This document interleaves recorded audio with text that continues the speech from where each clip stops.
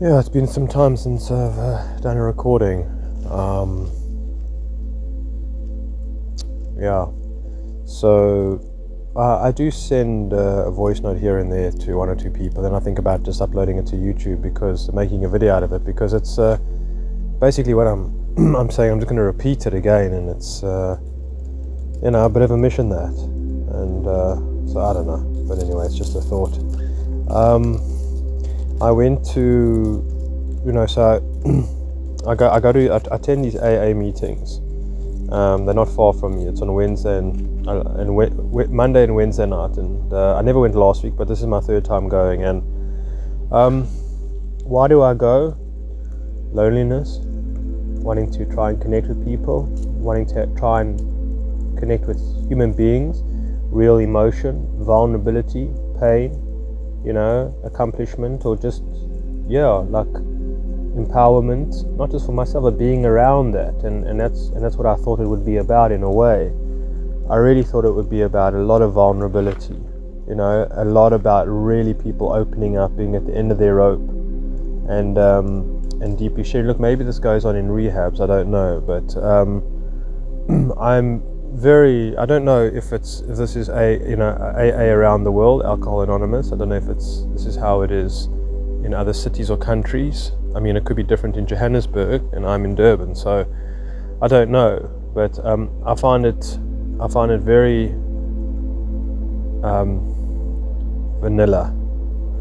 I find it very there's so much to be said on it. There's just so much in my last three, attending the last few times, that there's just so much missing there. There is just so much sort of depth that is missing there.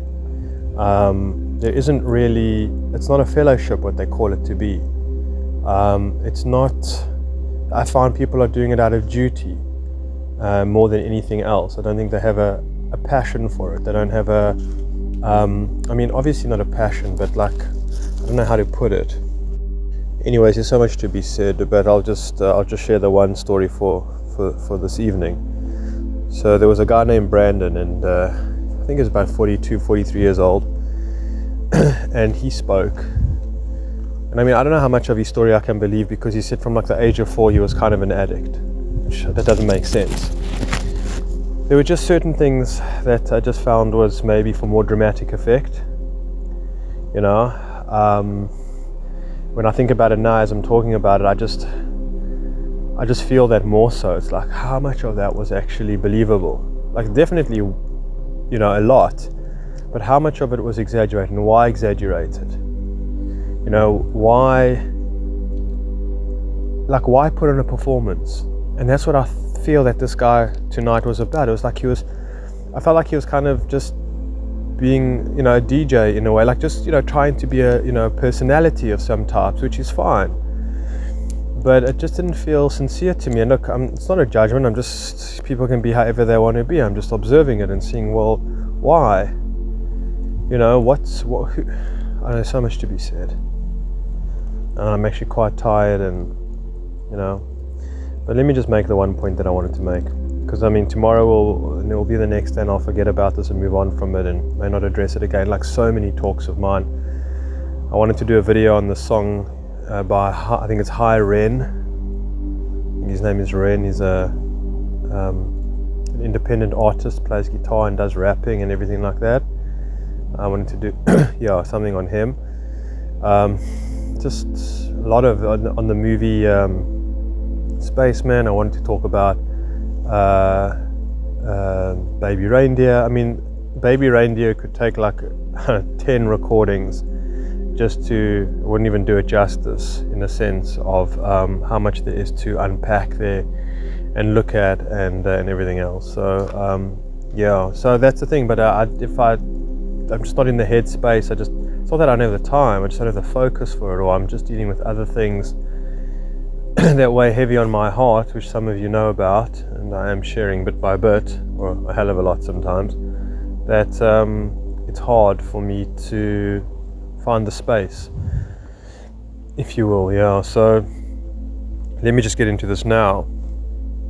So he spoke about how he was going, he's going to lose his second wife, and how she was, filing for divorce, and how, he was in rehab, and, but still in denial, and he was in rehab for 4 months.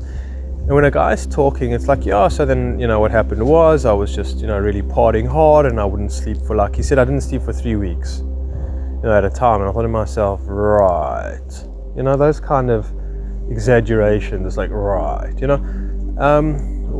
why exaggerate? Why, so this or whatever, why? I don't know. So he says, I thought I was going to be in rehab for a week or 21 days, I think it is. He's going to end up being there for 4 months. But the way he's talking about it is if then afterwards we went for a bite to eat, and it was, I'm saying we went for supper, and, it's like whatever. And then the next day we went to play a round of golf. It was just so polished and just so nonchalant. It's like, who are you talking about yourself here? Are you talking about a movie that you saw, and you're talking about a character on the screen? And I found this with these guys. I've listened to 2 of these stories, and both of them, there was almost zero emotion connected to their experience. There was almost zero emotion. I just couldn't. I said, I just felt like I'm taking crazy pills. Like, what's going on here, people?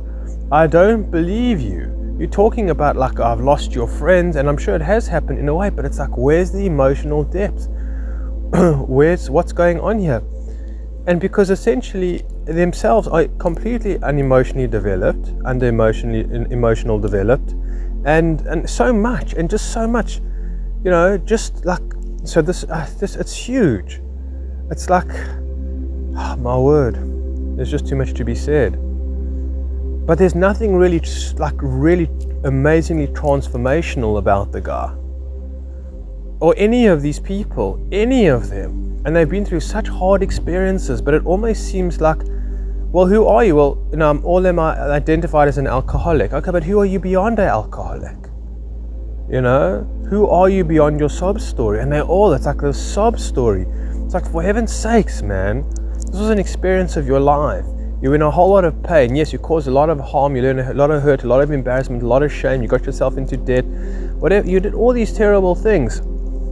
But I mean, no, they carry it, and almost like, I'm going to be an alcoholic for the rest of my life. And it's like, have you not found yourself enough? Like I'm saying, you're missing, anyways, because they dull, and they're boring, and their effort in life is just to keep away from alcohol, and talk about their stories and everything like that. And then I just found that it was boring. It was like, what else is going on here, guys? And it's all about okay, so I got my life together, and the guy says, my wife didn't leave me, and I managed to, and he said and that's great, and my business is going well, and that's fantastic, that's fantastic. But it's just another life. Where's the depth? Where's, I don't know how to explain it. Where's your emotional truth? Where's your I don't know, again, it's just, well, it's a cookie cutted life. So, well done. Okay, so now you're putting food into, what kind of father are you to your daughters? What kind of person are you? And, did you just stop drinking for other people's sake? Did you stop drinking for your own soul? And again, there's a lot of emphasis on God. And again, at the same time, it's like, that God will, help me. And it's true. But even himself, this guy, and I didn't believe him. He said to me I did nothing. God did everything. I just opened it, which didn't make sense. Of course you can't take a step in recovery without a higher power. I'm not denying that at all. But this is the fact that the higher power just does everything for you. Type of thing, in a way. You can't give yourself any credit. You can't give yourself any, whatever. It's not even just that. It's again, they haven't dealt with their own shame, their own self-loathing. They haven't dealt with it. So again, they still feel this emptiness. And the thing that's giving them meaning is by staying sober. I'm serious. That's and then helping others, which is great. But I don't even really believe that they help others that much. The group that I go to, I can't speak on any other behalf. This is my experience. This is my experience. I don't know. I mean, the people come there like like people go to church and then they pray and they feel they're connecting to God, and then they leave and they feel more righteous and better people. Like I'm saying, the guy spoke for about half an hour in this whole story, and then there must have been about 20, 30 people sitting there, and then they asked the people, does anyone have any questions? And one lady was like, Brandon, thanks for sharing. You brought back a lot of memories for me and of the hard times and whatever it is, and I think hats off to you, and you've done a great job, and thank you. And then anybody else? Nobody says a word. Nobody says a word. And I thought to myself, this is so embarrassing. Surely, I mean, this guy's come, he's driven not very far, maybe a 45-minute drive. He's come especially to share his story.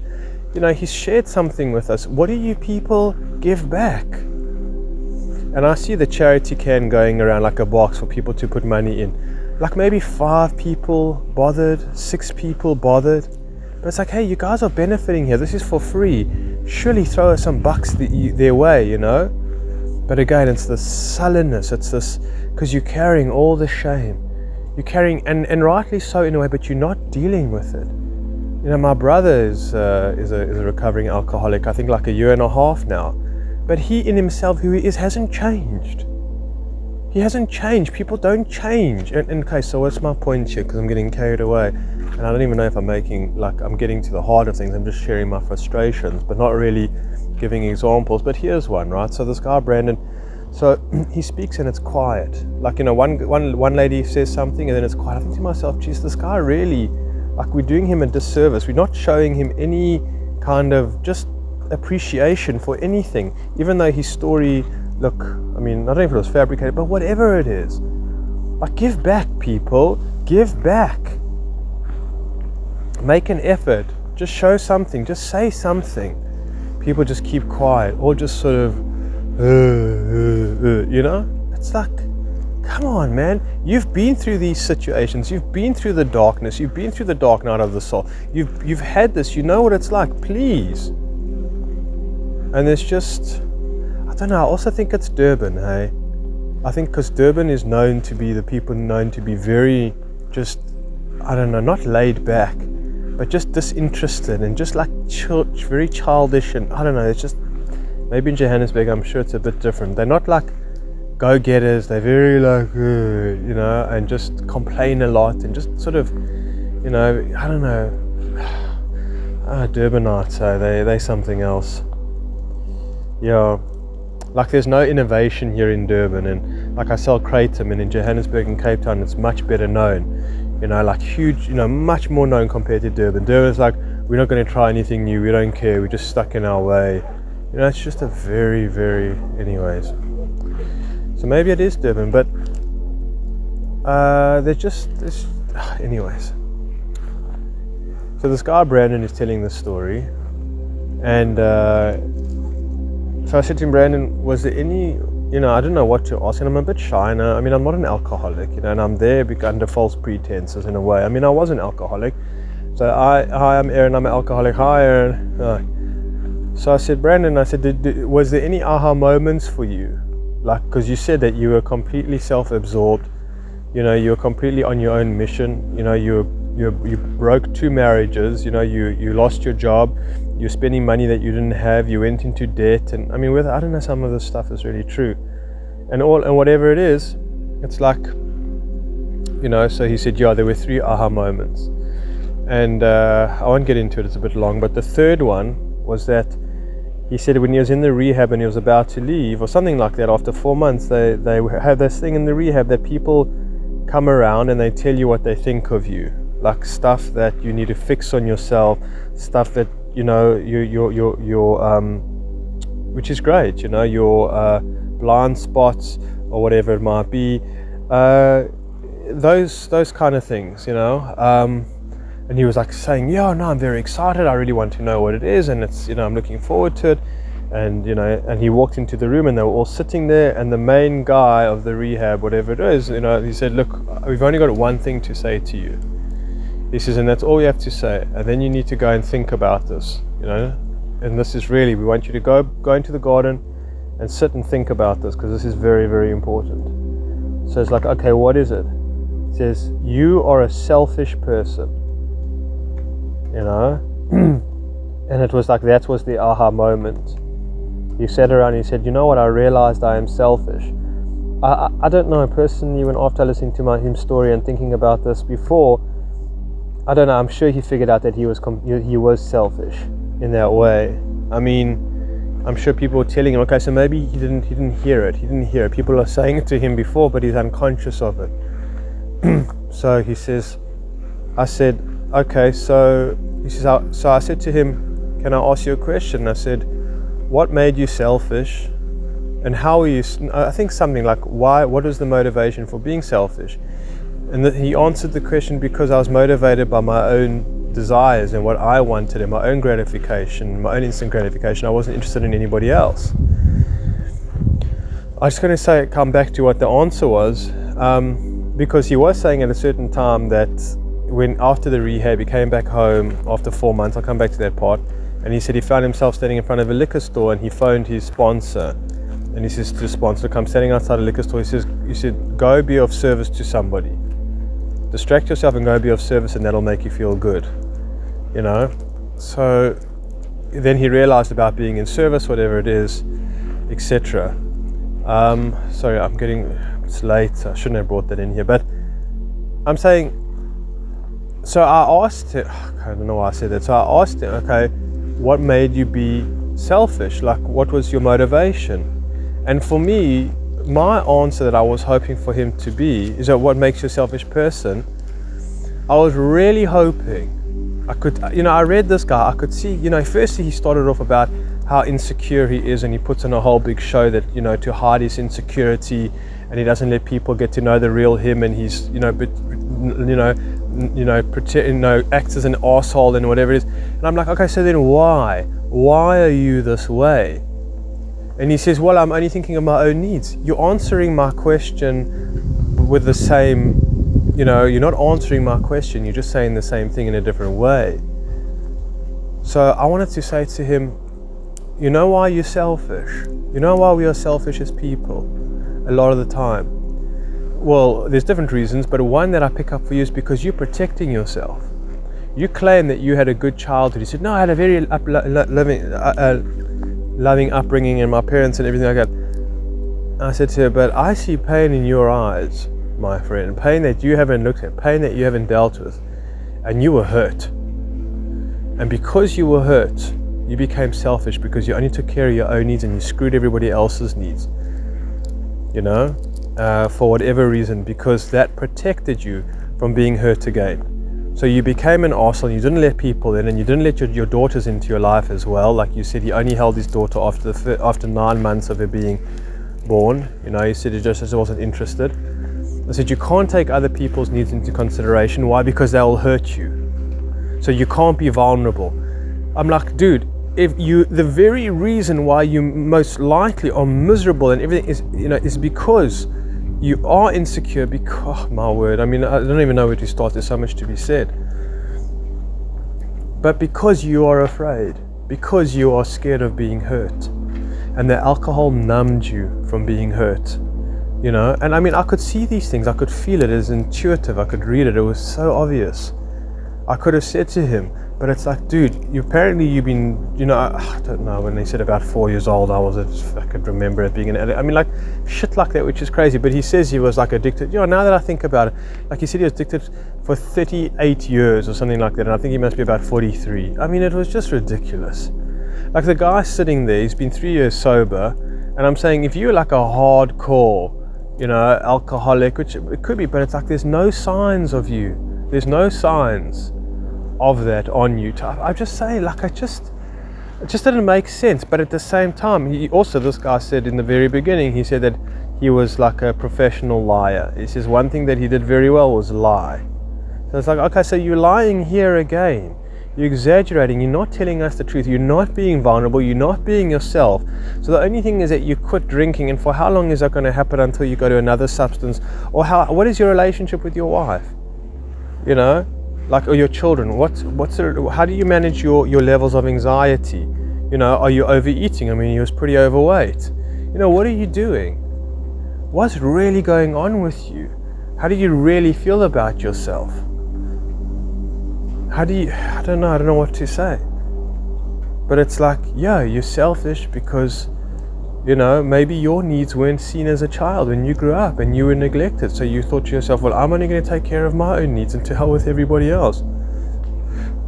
And the guy didn't answer me then. I thought to myself, how did you miss that? How are you missing that?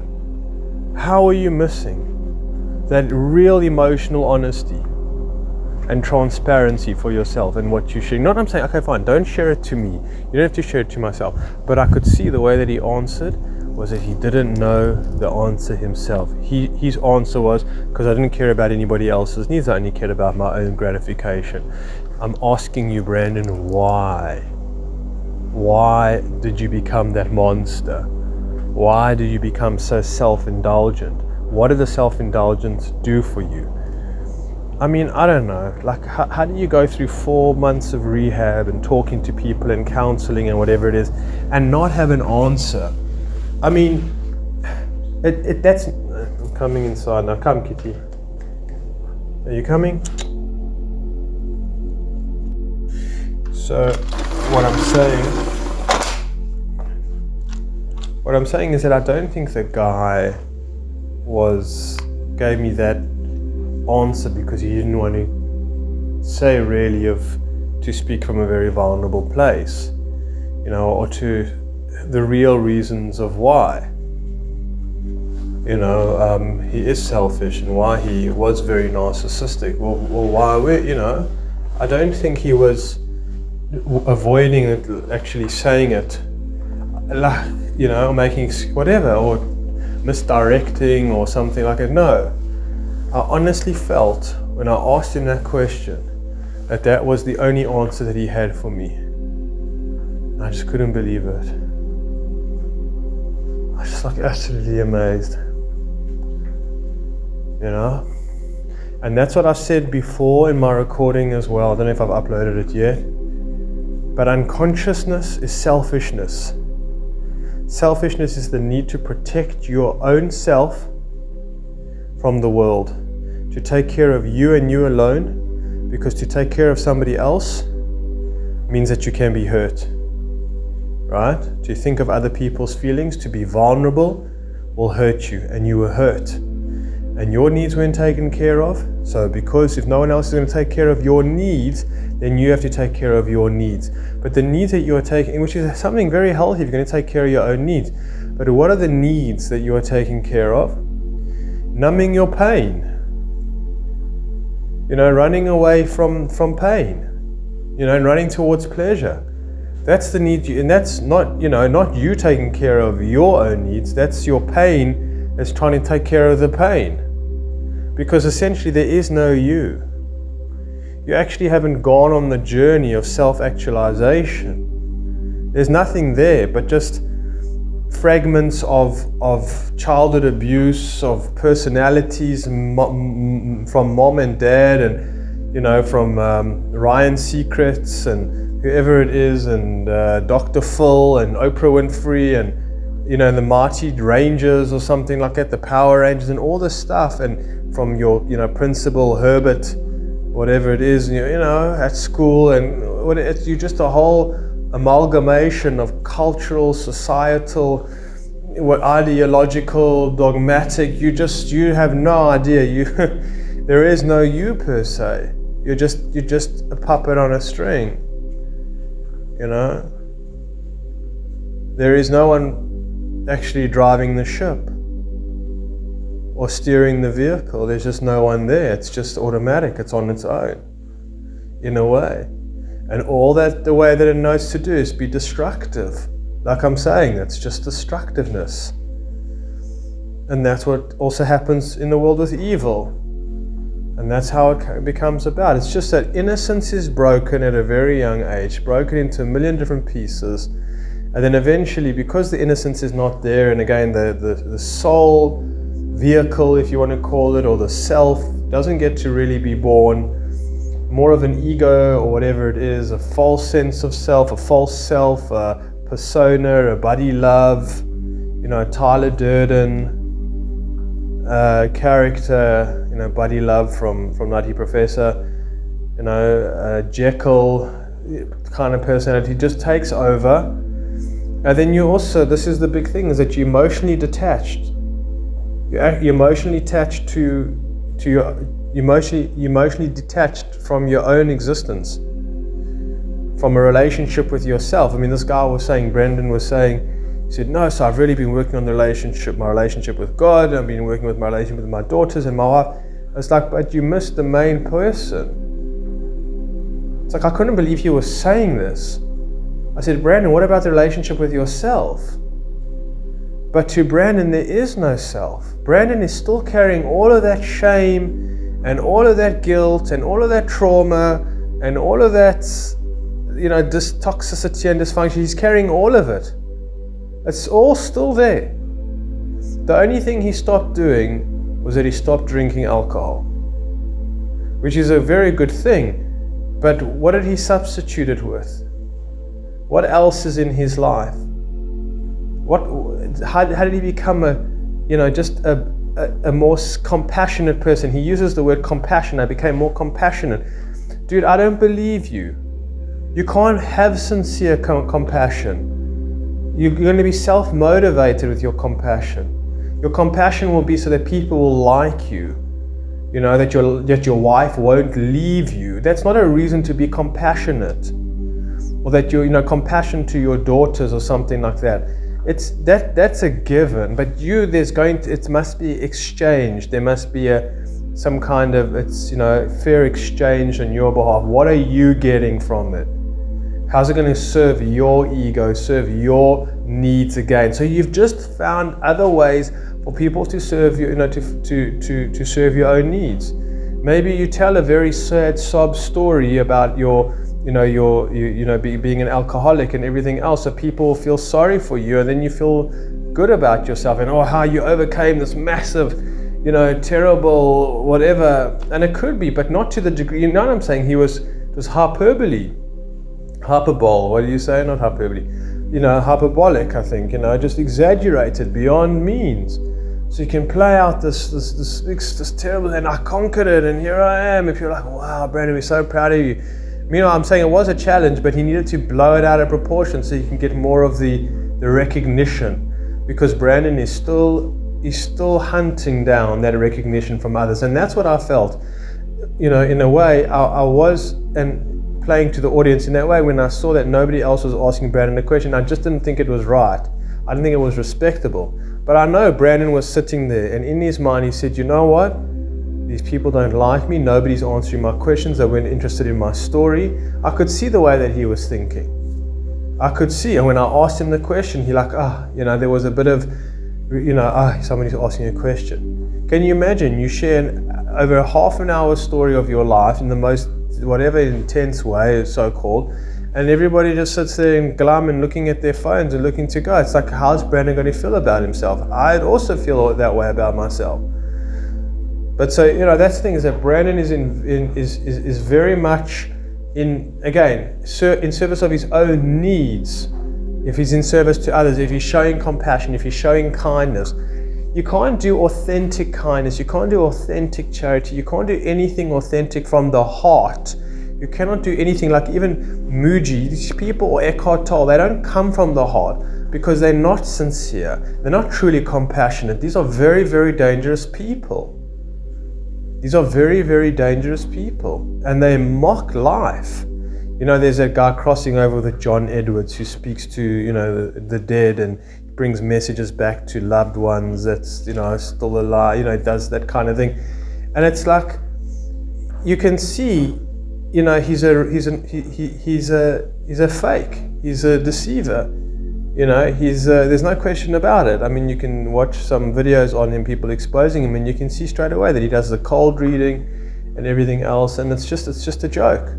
He was in South Africa once. It was a very hectic interview, and he said to somebody something or other, I can't remember, and they stormed out on him. And anyway, what I'm saying is that he feels that he's actually helping the people by bringing them a bit of sense of, because it's like, I'm speaking to your mother here, Dennis, and she says that she's just so happy for you, and she just wants you to be well, and to, she's so proud of you. And he's like, oh my word, it's so lovely to hear.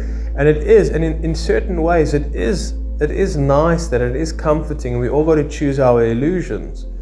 But at the same time, something like that can be very dangerous, where you're giving wrong information or something or other. You're not, I don't know, I'm not giving the best examples. I know I'm thinking of John Edwards, because I was watching something today about on Soft White Underbelly, of this guy talking about that he lost his son.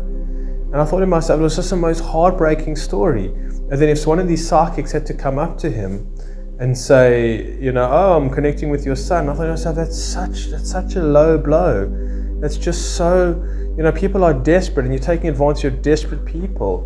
It's like these pastors and whatever it is, and they're just such filthy people, because they're not, anybody who is not self-actualized, who's not conscious or awake and not enlightened, whatever it is, and I don't care who you are, if you haven't self-actualized the heart space in yourself and in your soul in that way, if you haven't rescued it from the abyss, and got into the belly of the beast and brought it back out of the, the dark underworld, or whatever you want to call it, if there hasn't been the death, rebirth, the resurrection, then forget about it.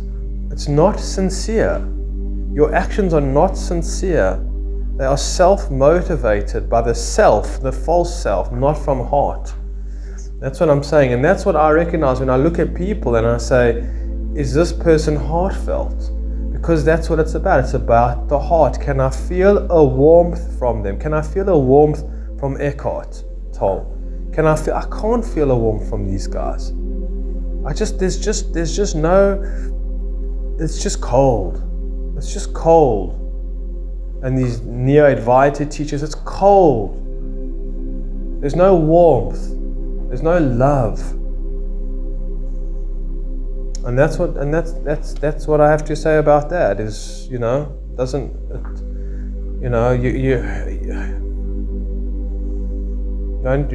can't just be loving and compassionate. Anyways, I'm very tired. I got carried away there a little bit. Yeah. All right, thanks for listening. Take care.